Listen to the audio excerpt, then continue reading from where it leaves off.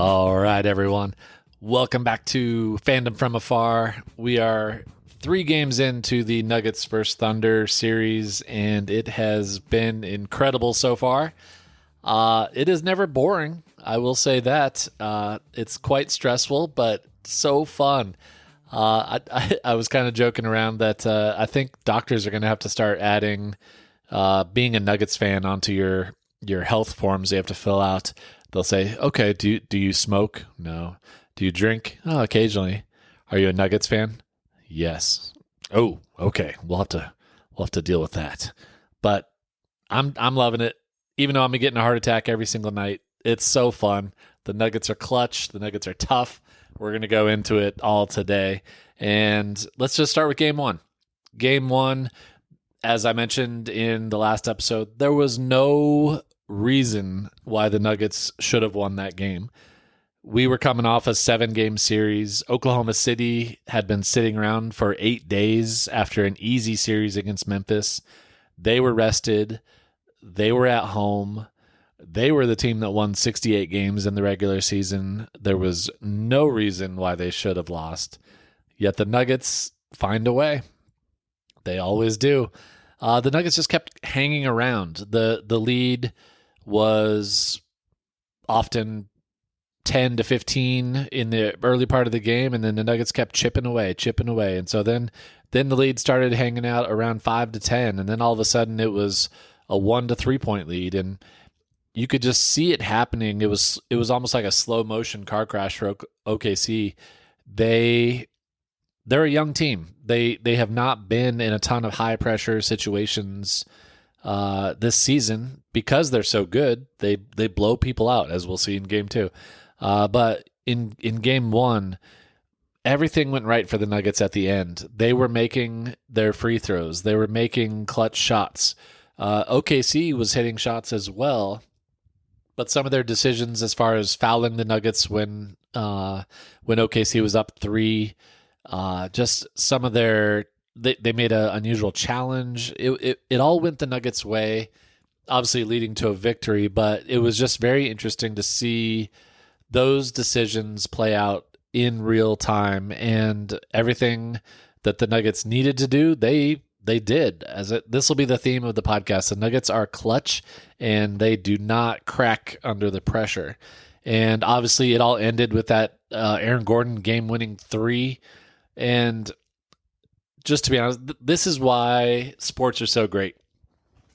I was up late watching that game by myself, and the family will often make fun of me because no matter how big the situation or how cool the play is, I'll give kind of like a silent little fist pump. I'm not a big jump out of your seat and celebrate type guy, but when AG hit that 3, I did jump off the couch, and it was late. Everybody was in bed, so I did a silent scream. I was so pumped up, and it's just so fun to get that rush of energy when something unexpected and wonderful happens.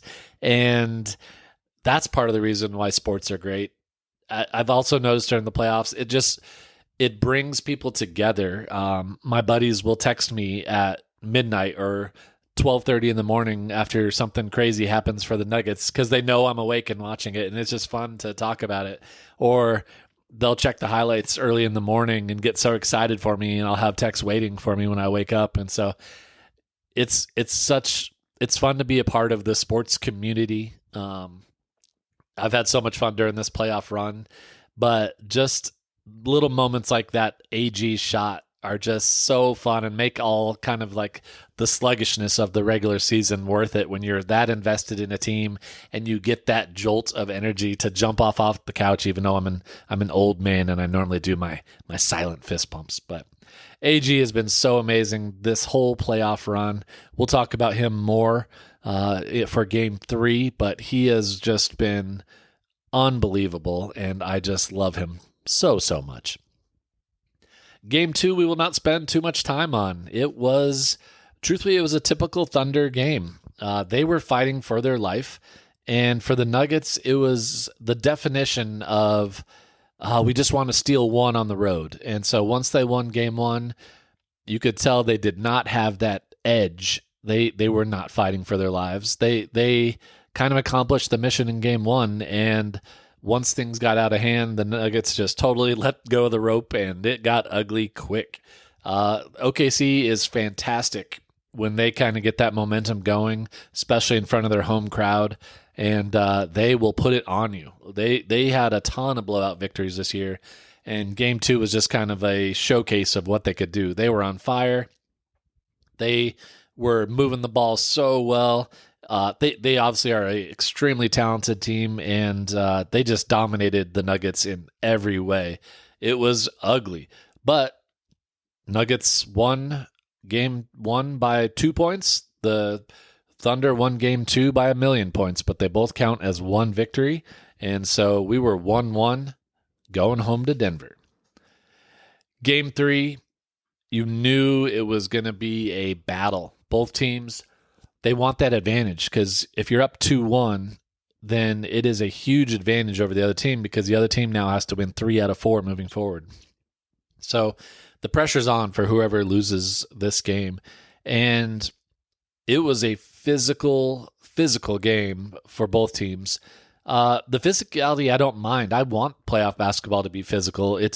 I've joked before, it's almost like a different sport when you get into the playoffs, but the physicality is so lopsided to where they let the big guys just maul each other down low and nothing is called.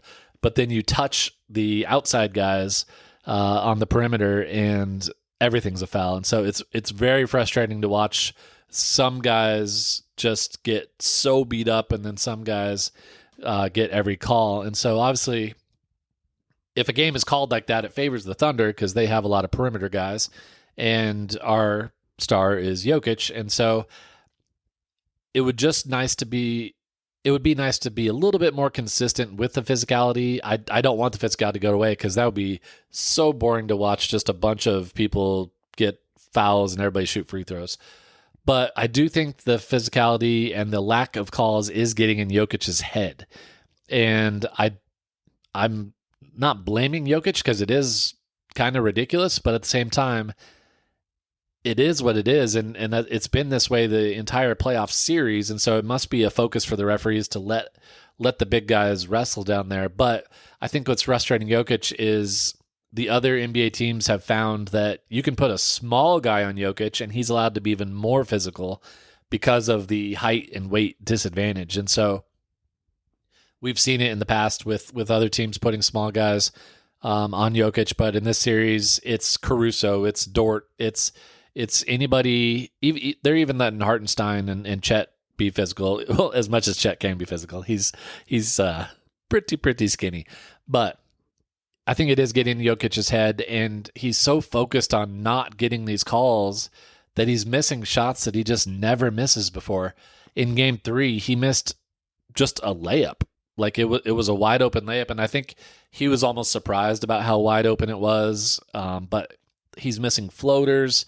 In game three, he missed 11 3-pointers. He went 0 for 11, which is not like him. He's become one of the best 3-point shooters in the game. So I think it is in his head, and I do think Jokić needs to fight through that as much as you can. I can't imagine how annoying it would be to get beat up like that and try and play basketball, but he truthfully had a terrible game. Game three was a terrible Jokić game, and we don't say that very often, but his stats end up looking okay. Like 20 points, 16 rebounds, 6 assists would be a career highlight for most guys if they did that in the playoff. But it was a truly terrible game for Jokić.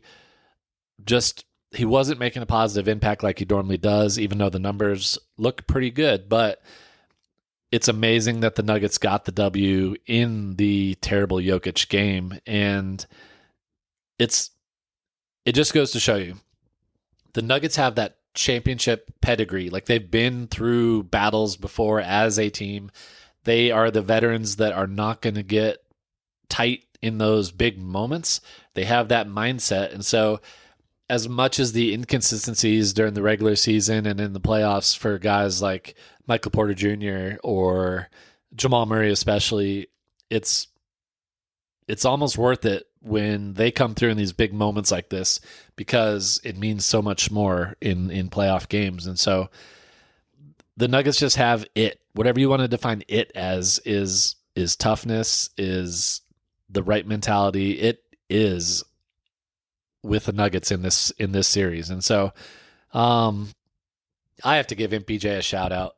His shoulder is obviously just hurting him so bad, and I've heard it also creates pain in his neck and his back, and so he's had games where he looks like he can't even move, but then there's games like last night when he hit just tough shot after tough shot, and he even dove on the floor for a rebound at the end of the game, which was a huge play.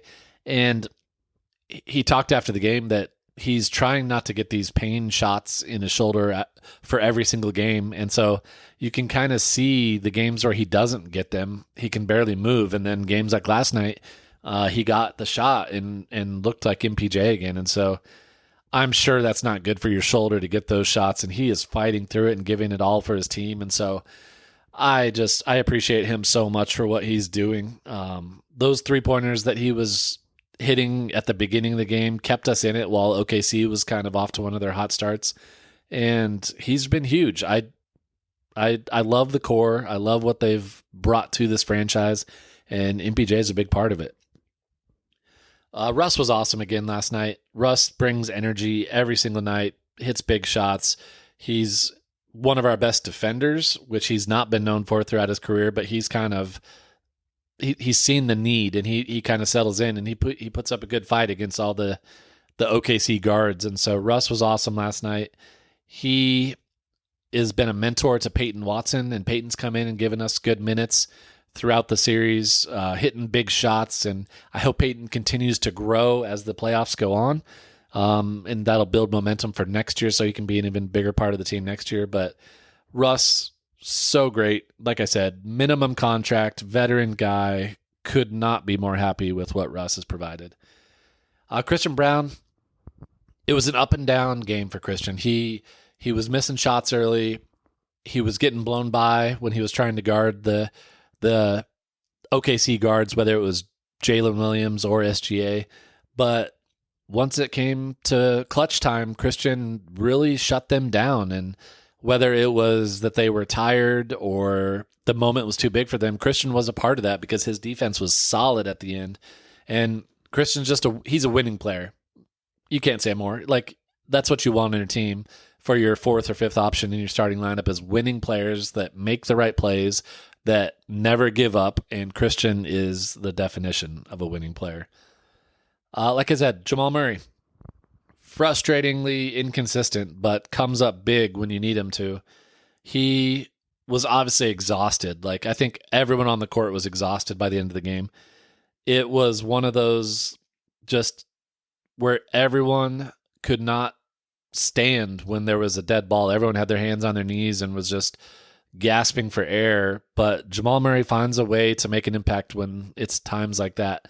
He hit a couple big shots. He was actually playing really good defense as well. And it's frustrating to watch Murray during the regular season, but when stuff like this happens and he comes up huge, you just got to love Jamal. He's a big-time player. But the player that has been the MVP for us this series and just incredible in every way is Aaron Gordon. So amazing.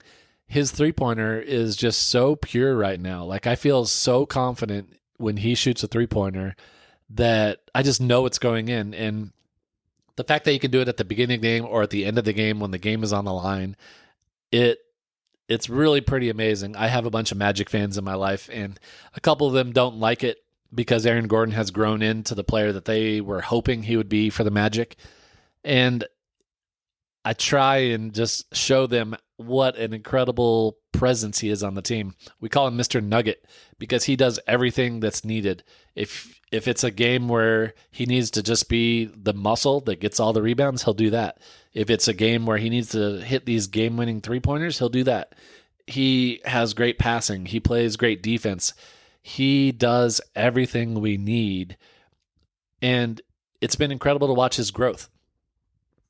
He used to really struggle with his outside shot, but also with free throws.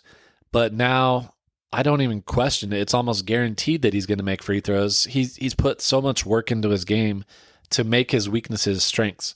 And it's just so fun to watch him have the series, the playoff run, and the career that he's having, because this is what you hope for guys. Guys come in as high lottery picks. Maybe they think they're going to be like the next LeBron James, and he finds a role and settles into a team that is the perfect fit for him.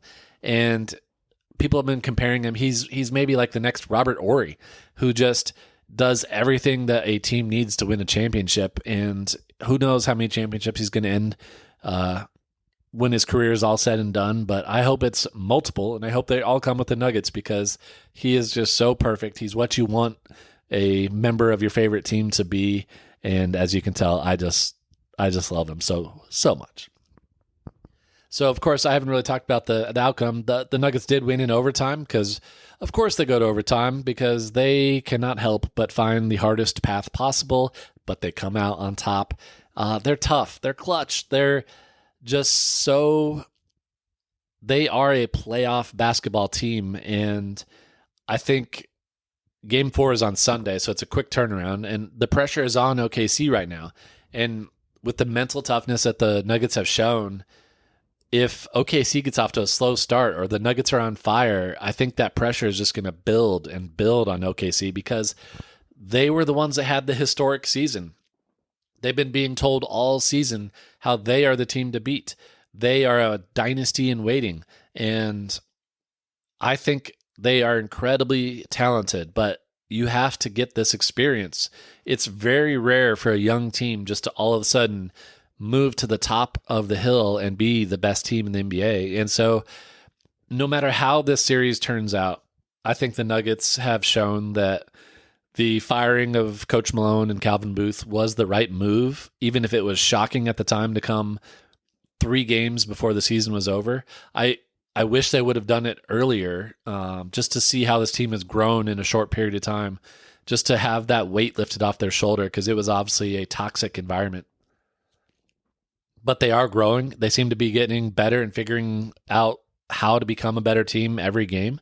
And I'm hoping they can keep it going. But if OKC does kind of turn this around and win the series, I think this core has shown that they have value. They have what it takes to win a championship. We just need to add some depth pieces around them so that they won't be so exhausted at the end of the regular season, or they can play a few more players during the playoffs so they can have more energy towards the end of the game. But man, what they have now is fun to watch, and you never know. We have a chance to pull off one of the biggest upsets that we've seen recently. So let's finish this off with a few predictions. I finished the Clippers series pretty much dead on with my predictions, so might as well double down and see if I can do it again. So predictions for Game 4. Like I said, that's on Sunday. It's a quick turnaround. But again, OKC is fighting for their life. So I think OKC is actually going to win that Game 4 in Denver. Go back to OKC for Game 5. I think OKC is going to win that one as well. So it will be 3-2 OKC. Heading back to Denver for Game 6. Nuggets will take Game 6. I think home court will be a big advantage. Like I said, Nuggets will be fighting for their life at that point. And so, of course, it will go to Game 7. The Nuggets have played more 7-game series than anyone, and we will continue that path. The DNVR guys joke that we're just going to go 7 games every single series and win the championship and have a first ever 16-12 playoff record. So if that happens, I won't mind it a bit, but Nuggets will win in Game 7. Nuggets advance to the Western Conference Finals. And who knows what's going to happen after that, because if we can beat OKC, we can beat anybody. So I am so happy right now. This team shows their heart. They are fun to watch, and you can't ask for anything more as a Nuggets fan. All right, everybody, enjoy the next couple of games. We will be back soon to update how the series has gone. Thank you for listening.